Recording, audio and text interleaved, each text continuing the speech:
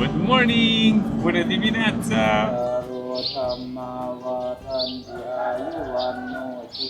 ไปไหนก็ให้โชคให้หมานให้แคล้วคลาดเด้อให้ปลอดภัยเด้อ สวัสดีครับโรมาเนีย Salutare România! Salutare Thailanda!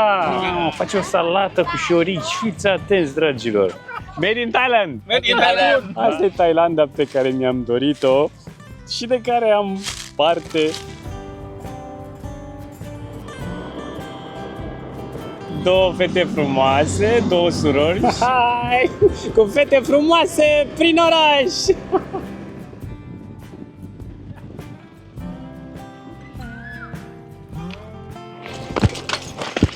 Good morning from Bangkok. I'm not a tourist anymore. Now I'm a traveler. I'm in the travel mode. And I'm starting the day with a temple breakfast. I'm at a Sikh temple at a Gurdwara. The best place to eat some vegetarian food. Enjoy!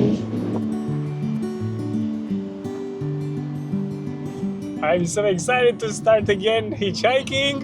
I'm exiting Bangkok together with, what is your name? My name is M. M. Nice to meet you. Nice to meet you. I took a bus to the exit of the city, close to the university. We'll go together to Sarapuri and we're gonna start a historical journey. These days I want to visit some temples, some ruins, some archaeological sites. So stay together with Smiley Traveler. Thank you so much. Kapun kap. ขอบคุณค่ะ Ce drăguț din partea ei! Wow, clar! Spre deosebire de Malaysia, în Thailanda autostopul funcționează mult mai bine. Mai am, cred că vreo 70 de kilometri până la destinația din ziua de azi. Un camionaș!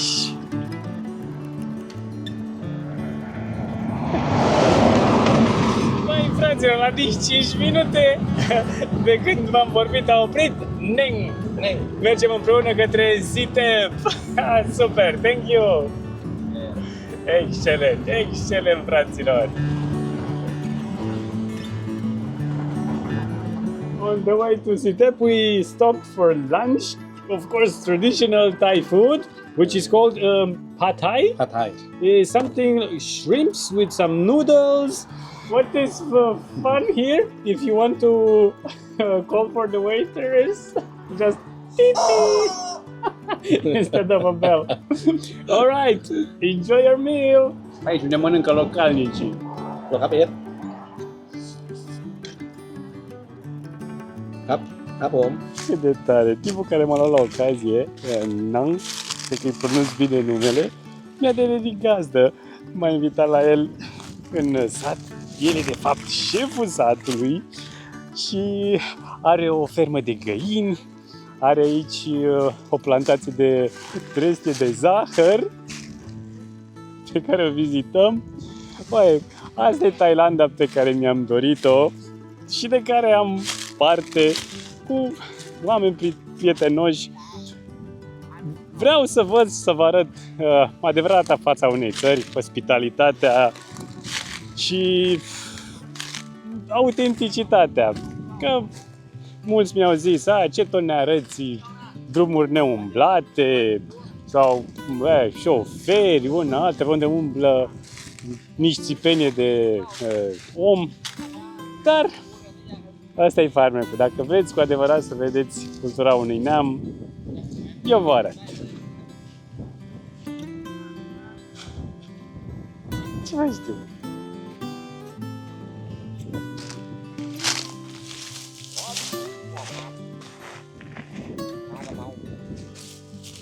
The pirate of the sugarcane plantation.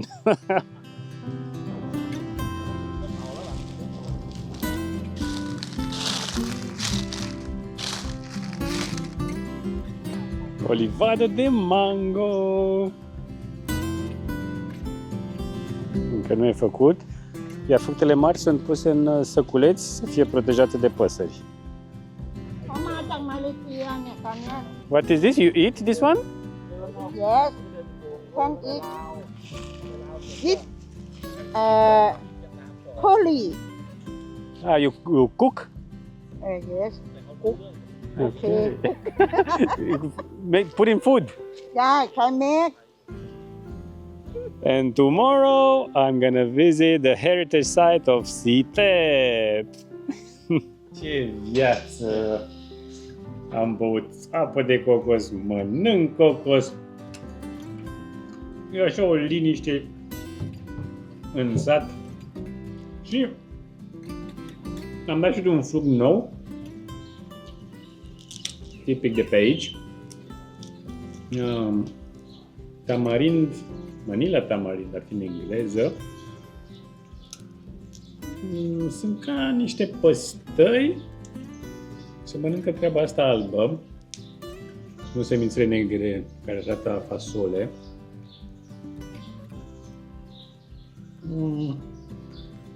Și ai gust de varză un pic.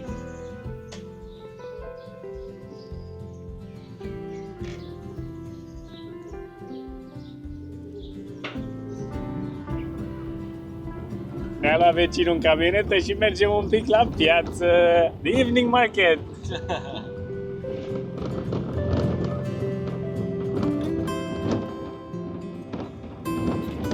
Iar piața se află în incinta templului. De fapt, food market.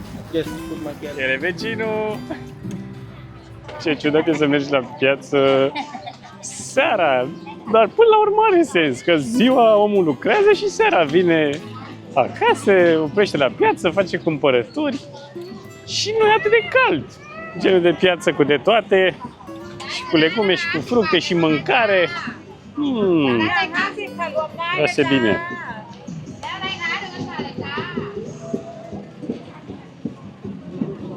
Ia supă la pungă. Habar n-am ce e pe aici, probabil ce fi bambus ăsta. Nu mai e.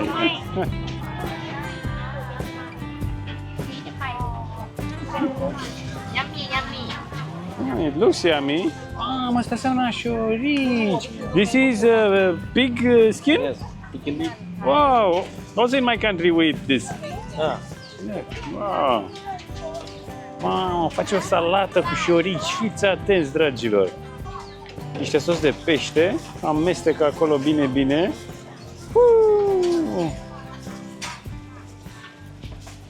And this one? Rice. Rice bowl. Yes. Fried.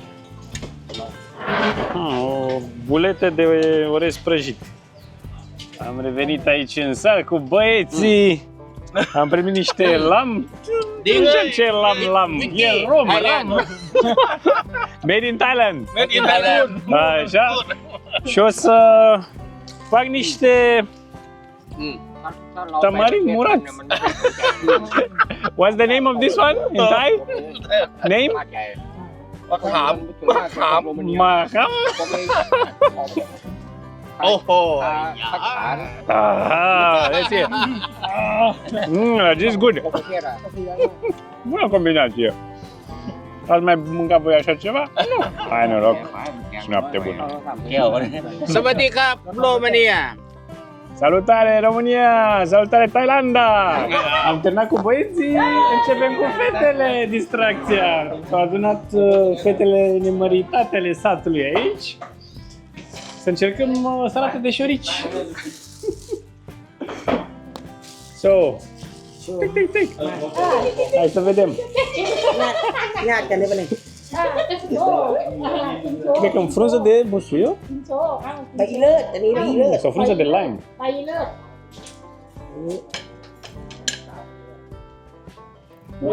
Vedeți? ผู้ติดตามแสดงว่าเขาเป็นเทำหาวิวขึ้นไปเรื่อย Deci, ๆโอ้ยบะหมี่เราขาวก็คือรสชาติบน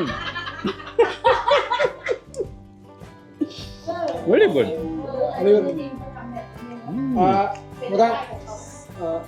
อร่อย Bun. Dacă ați urmărit vlogurile de prin India, ați văzut că lumea tot mestecă niște frunze, mai ales șoferii, și o gura roșie, frunzele de areca sau pan, Aici altfel stă treaba. Există o frunză pe care o mestecă sau fac o băutură.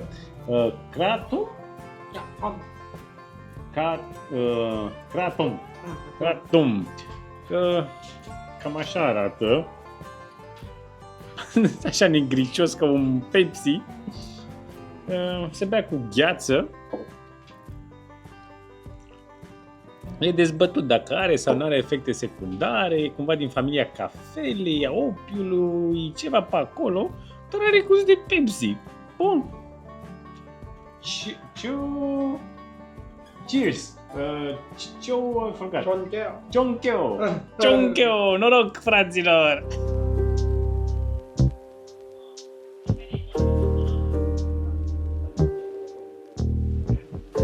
Ce drăguț! Mama lui Neng îmi leagă o brățărică să-mi aducă noroc, să fiu protejat în călătorii. Face parte din tradiția locală budistă. ไปไหนก็ให้โชคให้หมานให้แคล้วคลาดเด้อให้ปลอดภัยเดินทางอ่ะ มังลักกี้ Oh, she's a lucky charm.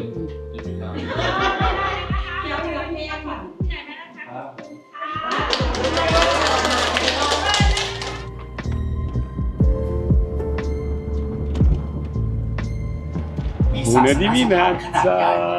După o vizită la templu și după ce am asistat la un training alături de bunicuțele satului la cum să folosești în diferite scopuri uleiul de palmier, am ajuns în cele din urmă la situl UNESCO Sitep, un sit datat între secolele 5 și 13 după Hristos, de-a lungul perioadelor Dvaravati și Khmer. Biletul costă 100 de bați pentru străini, 20 pentru localnici. Diferența nu este atât de mare precum în alte țări, prin India, prin Sri Lanka, și e un preț rezonabil, mai puțin de $3. Iar în prețul biletului este inclusă o vizită, un tur cu un fel de trenuleț. เมืองโบราณสีเทพแสดงให้เห็นถึงการมีปฏิสัมพันธ์ระหว่างวัฒนธรรมทวารวดีกับวัฒนธรรมอินเดีย Situl se întinde pe kilometri buni, unde istoria se întrepătrunde armonios cu natura.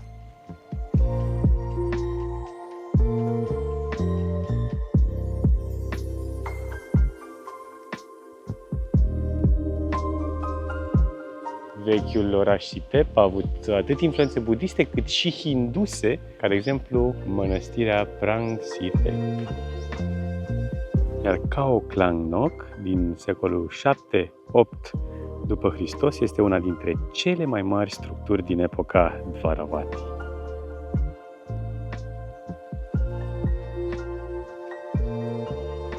Fiți atenți, fraților, cât de tare!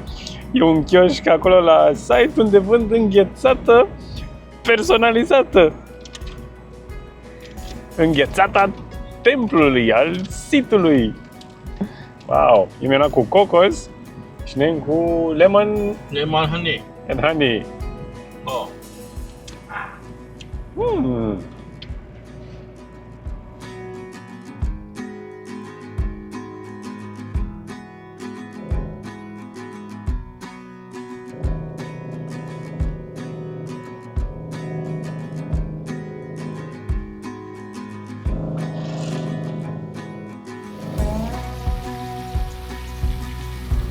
Băi, ce oameni minunați am întâlnit! Periplul oamenilor în continuu la autostop în Thailanda cu Po! Cap în cap! Thank you!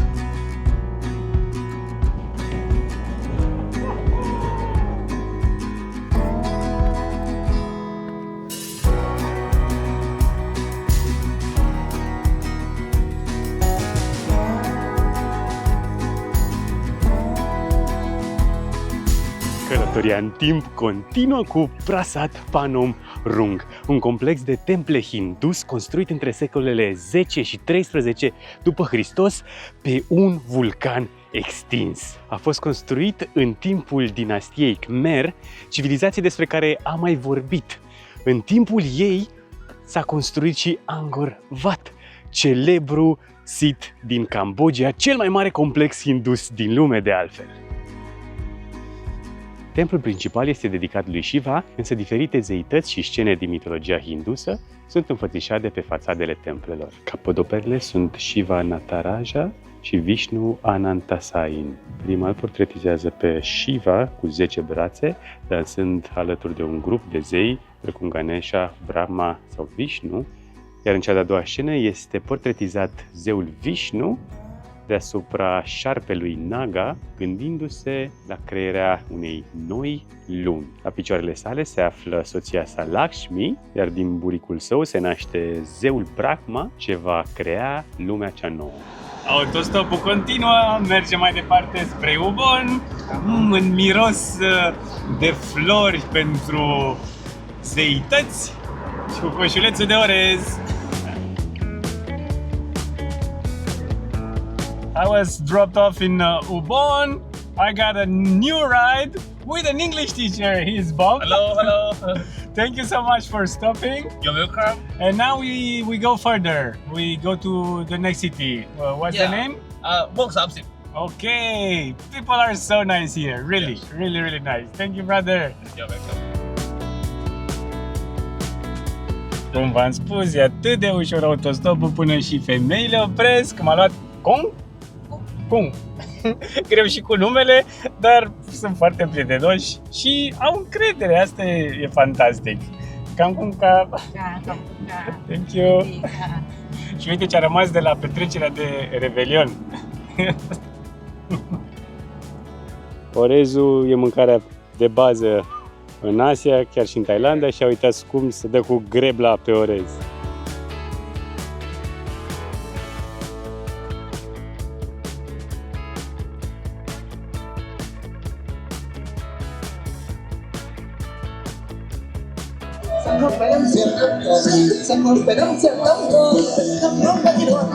Seara de turc! Lumea e și cu familia, nu știu ce sărbătorim, dar dacă e turc, e și mâncare.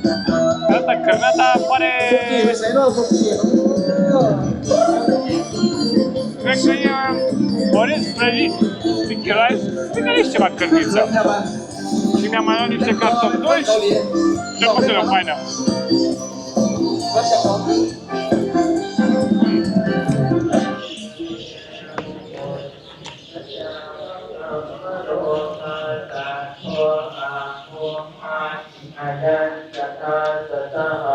Ziua se încheie minunat, am avut baftă la ocazie și acum am ajuns la Wat Phanom, unul dintre cele mai importante temple budiste din Thailanda. Asta pentru că se zice că un os din pieptul lui Buddha s-ar afla aici. Și am ajuns fix când călugării se roagă pe timp de noapte. Se aud incantații, iar arhitectura templului e fascinantă.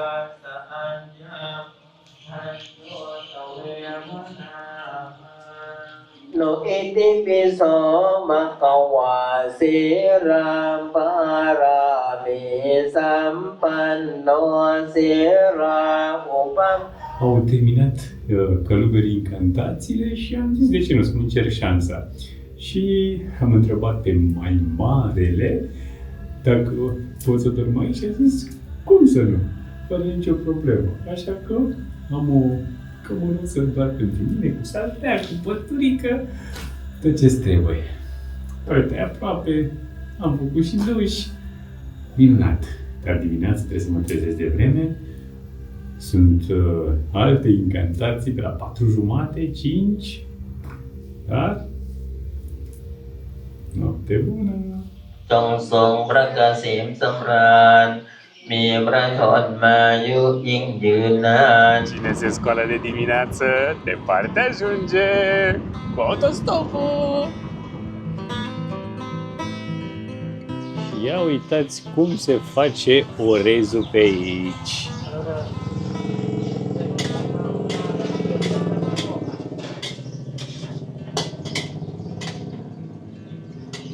Ia uitați cum a luat, da?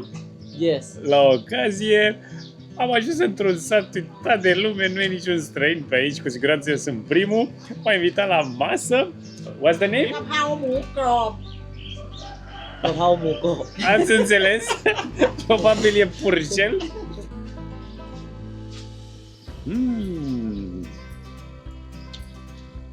Foarte picant, dar foarte bun. Very good. รู้จักแต่เวลีกูดนี่แหละ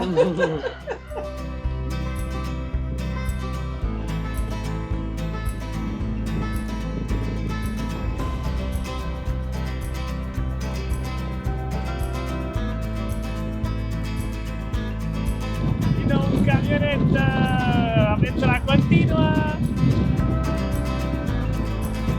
Cine a oprit să mă ia la ocazie?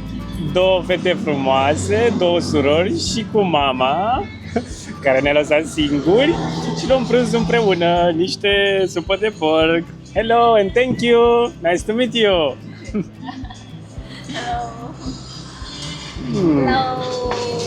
Autostopul merge de minune în Thailanda, dar am fost surprins că până acum n-am avut parte de niciun camion. Acum, după zile bune, primul meu camion în nordul țării.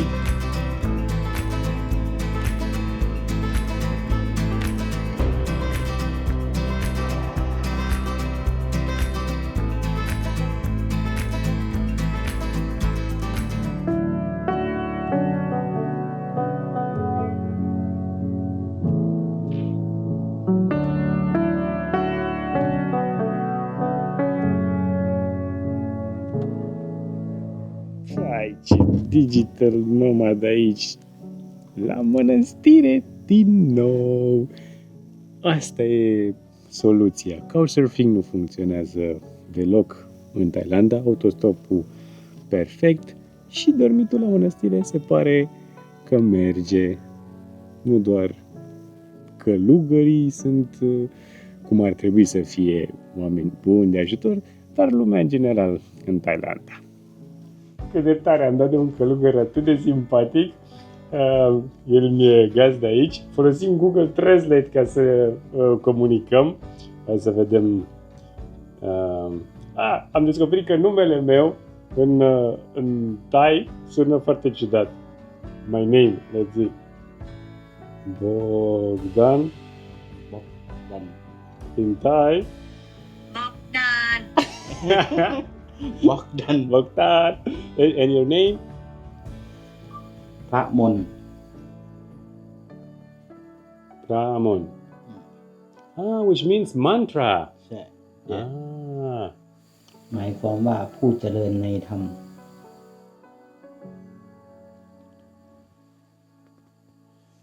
The name means one who is prosperous in Dharma. Okay. Even my name means God's gift. Bogdan.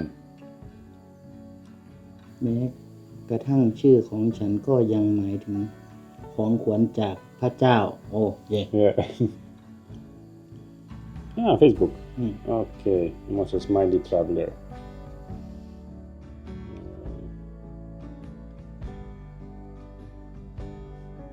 Good morning! Bună dimineața! Ne-am trezit de vreme, e un ritual aici în Thailanda. Toți călugării merg prin sat, unde vor primi mâncare de la localnici.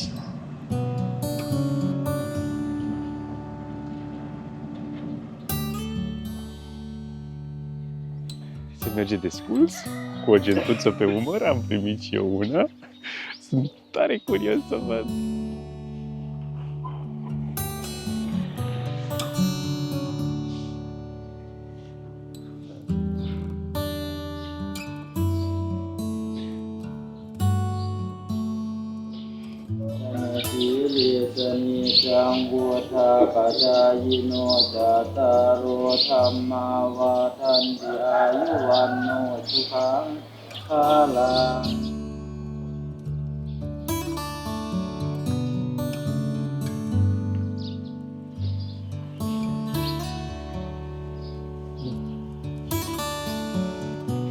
ทิวาทนาสีเลสนิจังวุธาปัจจายโนจัตตารโอธรรมาวาทันติอายุวันโนสุขังภาลัง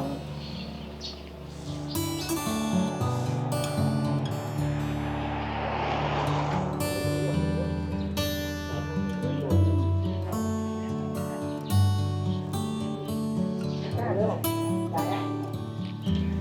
อภิวาทนาสีลิสนิจังวุธาปจายโนจัตตารโอธรรมาวาทันติอายุวันโนสุขังภาลัง A răsărit și soarele, un soare roșu aprins, mare.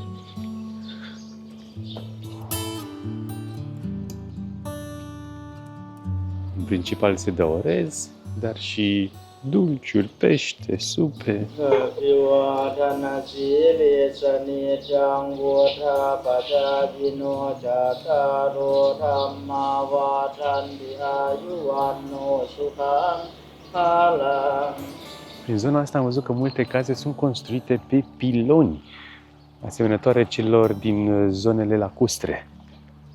Oala i s-a umplut de orez, tolba s-a umplut de alegurii. Pește uscat, supe.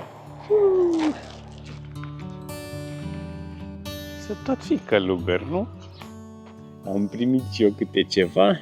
Orez, bineînțeles, orez lipicios, sticky rice, niște fructe, suc, ceva dulce și asta cred că sunt ouă în soia, în sos de soia. Ia să vedem noi. Poftă bună! Am plecat de la mănăstire, mergem mai departe! Piciorușele și autostopul m-am purtat până în satul Tio, la situl Puprabat, înscris, bineînțeles, în patrimoniu UNESCO. De ce? Pentru formațiunile de stâncă neobișnuite, unele naturale, altele construite de om, au servit atât drept adăposturi, cât și temple, mici altare, atât cu influență budistă, cât și hindusă. Unele au 1500, altele 2000 până la 3000 de ani, iar adăposturile găzduiesc chiar picturi preistorice, rupestre, de peste 5000 de ani. Intrarea este de 100 de bați, am primit chiar și un pliant informativ și o hartă, căci situl este enorm. Mi-au spus că durează între 2 și 4 ore să văd totul. Eu zic că o să fac față. Cam așa arată formațiunile ciudate în formă de ciupercă și diferite alte forme. Și că tot am menționat, am dat de prima mostră de artă preistorică. 3 figuri zoomorfe reprezentând vaci sau boi și 7 figuri umane.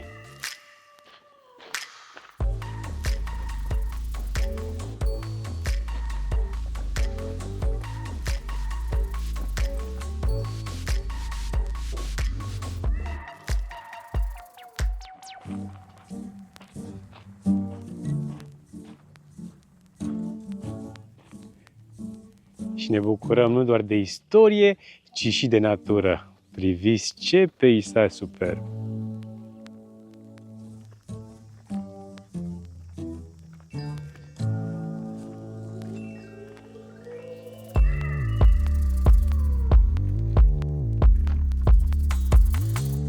Iar capodopera sitului este această stâncă, denumită local Ornang Usa. Aici un rege ultraprotectiv își ținea ascunsă fiica.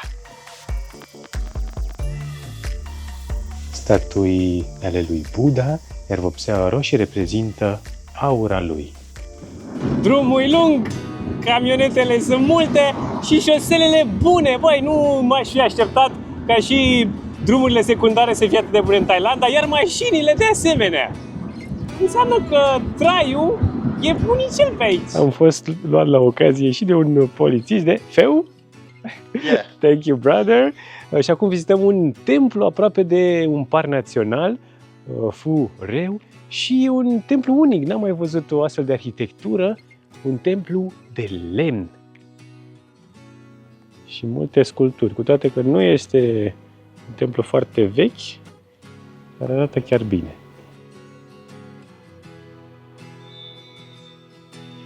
Cuci.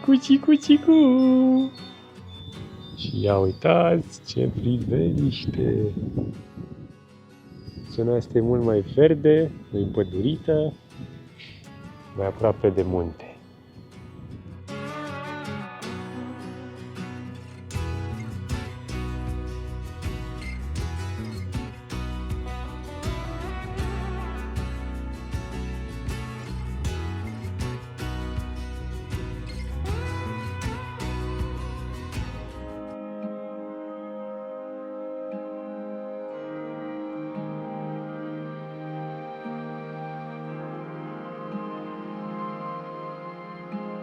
Am tot arătat statuile lui Buddha, cam astea sunt pozițiile în care este înfățișat.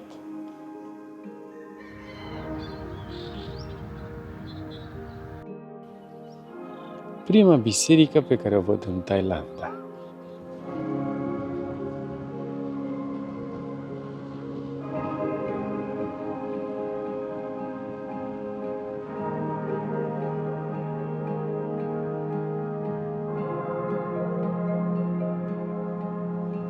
Am părăsit mănăstirea, mergem mai departe alături de un polițist sau un soldat. Check! Yes! Cap în cap! Thank you!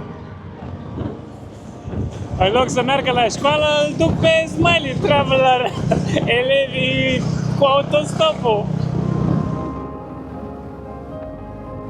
Am ajuns în Phitsanulok, un oraș în jurul căruia se află 3 situri UNESCO, dar până să ajung acolo, în oraș se află 2 frumoase vechi temple. Unul este Ratchaburana,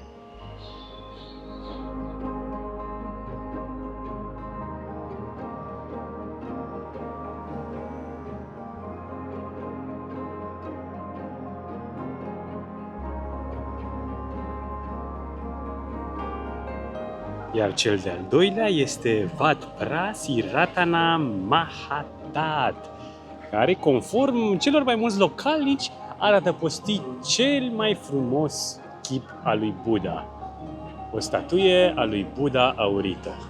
Siturile pe care urmează să le vizitez sunt ruinele a 3 orașe din regatul Sukhothai. Primul regat Thai, ce a cunoscut o înflorire în secolele 13-14 după Hristos. Primul sit este Kampeng Phet. Orașul antic a fost construit lângă râul Ping, de-a lungul căruia a fost construit un zid, 9 porți și 11 forturi de apărare.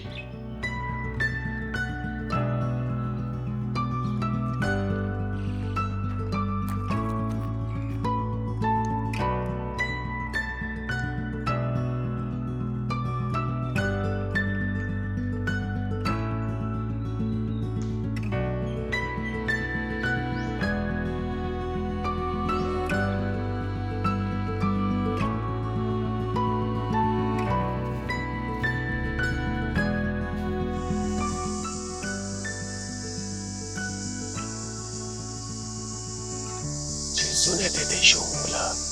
În afara complexului principal se află singurul altar hindus din zonă, este dedicat zeului Shiva. Între timp, bag o mică gustărică, prânz de fapt, mațe de pui cu ceva de pui, niște organe, o inimă să fie, atât de mare inima de pui, nu știu exact, și orez lipicios, bineînțeles. Lipicios, lipicios.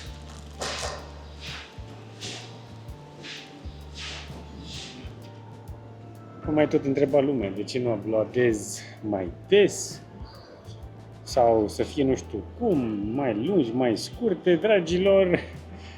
Stilul meu de a călători l-ați văzut și voi. Doar pe unde apuc, pe la mănăstiri, pe la oameni, internet, n-am întotdeauna. Ca de exemplu, acum sunt într-un mall să uploadez un vlog. Sacrificiile sunt mari, nu e ușor să prind internet, să editez. Le mulțumesc celor care sunt înțelegători și totodată celor care continuă să mă urmărească și cărora le plac aventurile autentice prin lumea largă. Hai, sperăm repede să prindem un vlog plus, că acum poate să fie mai ușor, dar era și cu subtitrarea. Am trecut iar pe limba română, dar cred că voi continua cu subtitrările în limba engleză pentru cei care mă urmăresc. Și apropo, tocmai vin de la poștă, am mai trimis câteva vederi celor care mă susțin. Nu mai am clipul de introducere în vloguri, dar oferta rămâne valabilă. Cine e interesat de cărți poștale, le trimit cu mare drag și, de asemenea, prin Patreon, prin Revolut, cine vrea să mă susțină cu cât de puțin, sunt recunoscător. Hai! Cu fete frumoase prin oraș! Tipul mi-a zis că așa se agață fetele, el și-a luat și undița. M-a luat la ocazie un călugăr budist. Cât de tare! Merge la al doilea zid.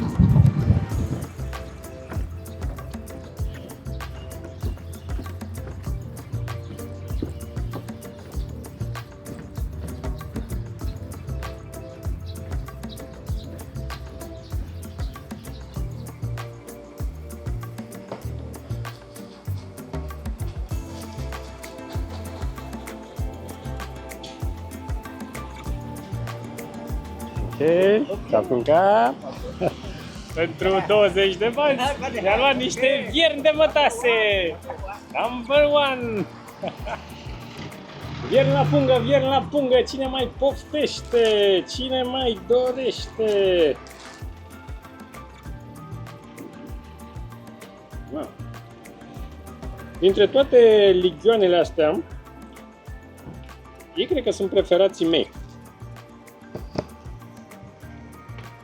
Nu sunt crocanți și au gust. Că mănânci ceva, au gust de cărniță. Iar al doilea asid, dragilor, este chiar Sakutai. Wow, superb! Intrarea ca la cele mai multe situri este de 100 de bați.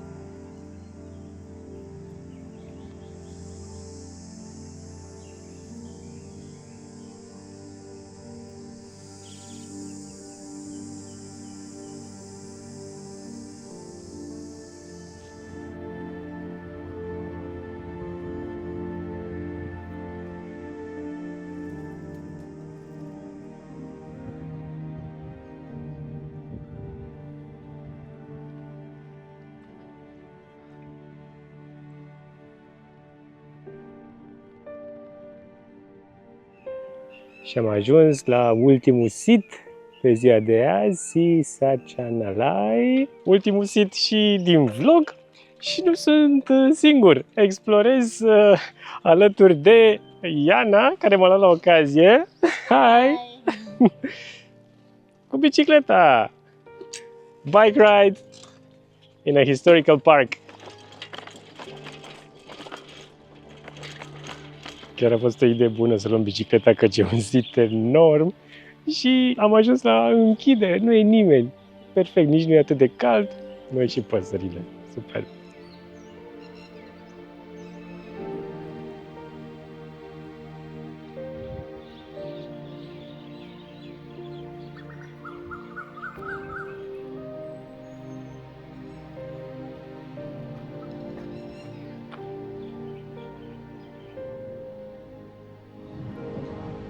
Ce viață!